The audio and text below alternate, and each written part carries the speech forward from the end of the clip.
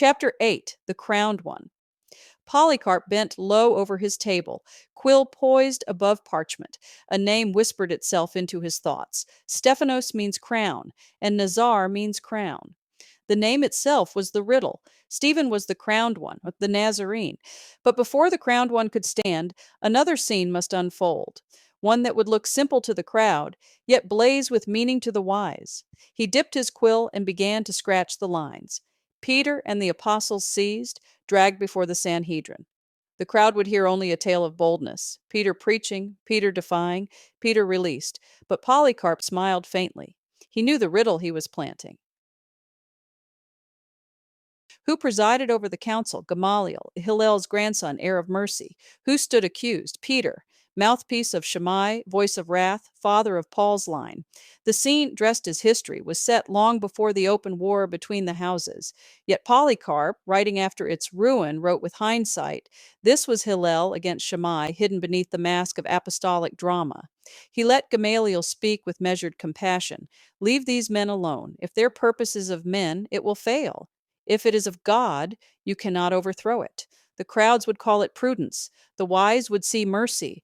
For Gamaliel, Jesus the Nazarene released even his enemies, not because their words were true, but because mercy was the law of El and Elah. Compassion, not blood. And Peter, Polycarp cast him as the mouth of falsehood, preaching a Jesus reshaped as Yahweh's son. Peter would appear to be vindicated, freed by the council, but the wise would see another truth. Gamaliel had judged him already. Mercy was not approval, it was the mother's gift, extended even to those who opposed her. Polycarp leaned back, satisfied. To the crowd, Peter was a hero spared by a Pharisee. To the wise, Peter was Shammai's heir standing before Hillel's grandson, spared by mercy, yet marked as false. He whispered to the parchment, the Nazarene way is mercy, even toward Peter, even toward Paul. The wise will see it. He set his jaw. Now the way was clear. After Peter's false voice, the true Nazarene must speak.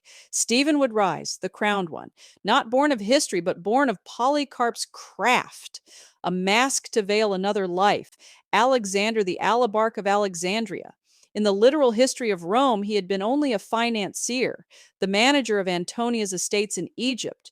However, as Germanicus, he was her son. To the wise who would recognize enigmas, Alexander the Alabarch was identified by his title, Ela Barak, goddess blessed. Polycarp remembered the story. In Alexandria, Alexander stood as Serapis crowned. In Jerusalem, as Gamaliel, he bore the title Jesus the Nazarene. In Rome, after the death of Germanicus and the disappearance of Alexander in Alexandria, he wore the mask of the same priesthood, clothed in the name Narcissus. One role, many masks. One crown, many names. And in 41, Caligula had bound him in chains. The folly cost the emperor his throne. Philo herself had crossed the sea to plead for her brother's life. To the world, she was philosopher. To the wise, she was more Juba's daughter, Cleopatra's blood, too burdened with names to be remembered by any but her true lineage. Polycarp set his jaw. Stephen must be their revealer, the first martyr to be remembered, but to the wise, the revealer of the great mother of glory. His speech would be the vessel. He took up his stylus and set down the errors, deliberate reversals, each assigned to the wise. Invert every boast Paul makes about himself. At the center stood his father, Lucius Aemilius Paulus, the traitor. The historians named him Sejanus to mark him Janus-faced, twice false, to the emperor and to the Nazarenes. When Augustus banished Paulus to Paphos, he placed the boy with his mother's sister, Agrippina, and her husband Germanicus, known in Jerusalem as Gamaliel, high priest of the house of Hillel, called Jesus when he served in the temple. For a time, the child was shaped by mercy. Then Agrippina and Gamaliel erred and allowed him to meet with his father. Sejanus drew him into the house of Shammai, baiting him with the inheritance of the eldest son, the promise of rank, of riches, and the right to wield Yahweh's retribution.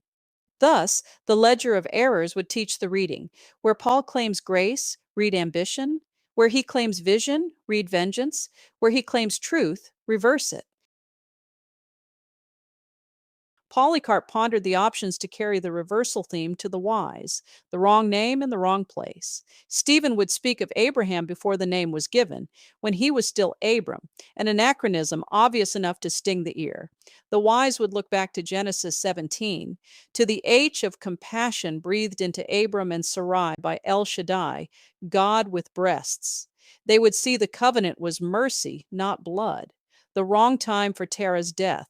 Stephen would place Abraham's departure after his father died, though the scroll's ages prove otherwise. The wise would mark the crack and search for the riddle beneath.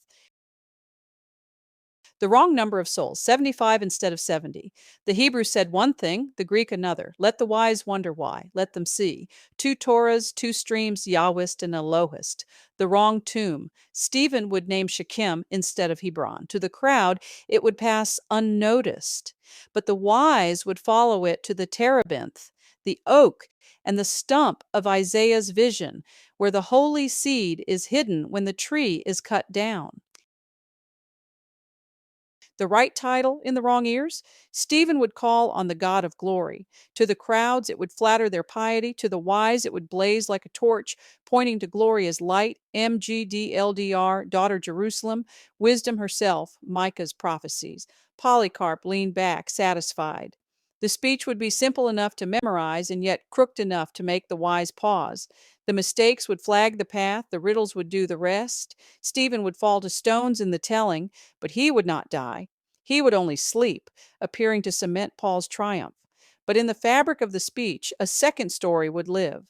Alexander crowned, Philo's bloodline, the Nazarene priesthood bearing the crown in every city.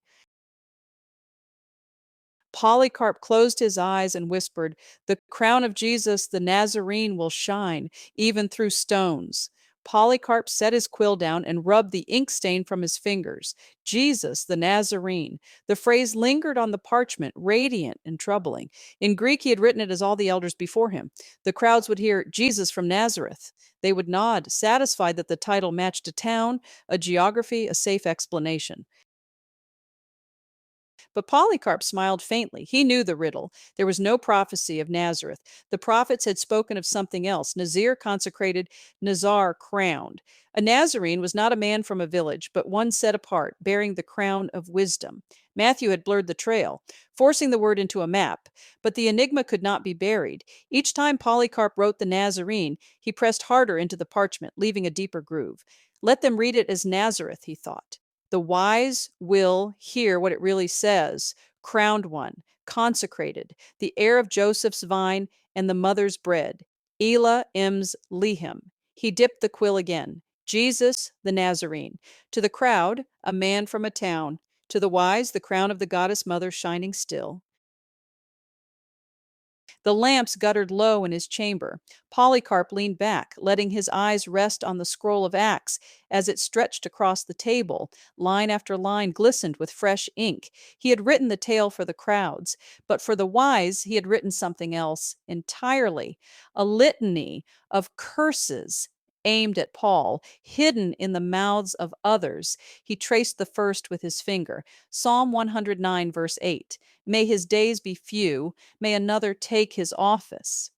On the surface, Peter's words condemned Judas, but Polycarp smiled. He knew the psalm was two-edged. Judas fell, yes, but the another who took the office was Paul. The curse clung to him like a shadow.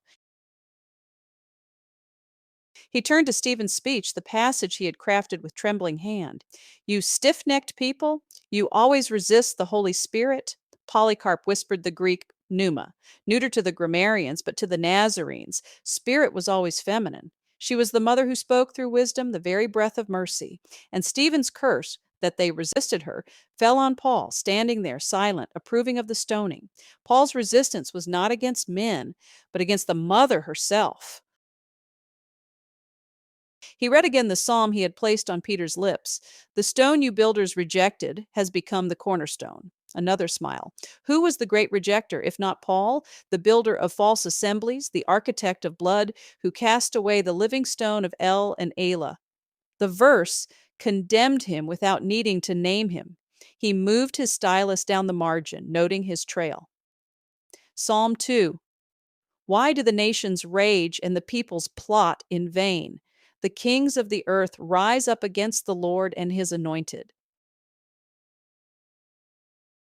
The crowds would think this described Romans or Herod or priests, but the wise would see Paul in it, raging, plotting, rising against the anointed Nazarene. Polycarp let the words stand untouched. The enigma would do its own work. At the end of the scroll, he saw his last stroke of irony. Isaiah 6. Paul himself speaking, "You will be ever hearing, but never understanding. You will be ever seeing, but never perceiving." The listeners would think Paul condemned others, but the wise would see that Paul was describing himself, deaf to wisdom, blind to the mother's light. His last word in Acts was his own curse. Polycarp leaned back, exhaling into the quiet. He had left his trail carefully, psalm to psalm, prophecy to prophecy, curse to curse. Judas was not the only traitor. Paul had inherited every word of condemnation, even when he spoke it himself. He dipped his pen again, whispering the vow he kept through every line. The Spirit is she, wisdom is mother, and Paul will always be cursed for resisting her.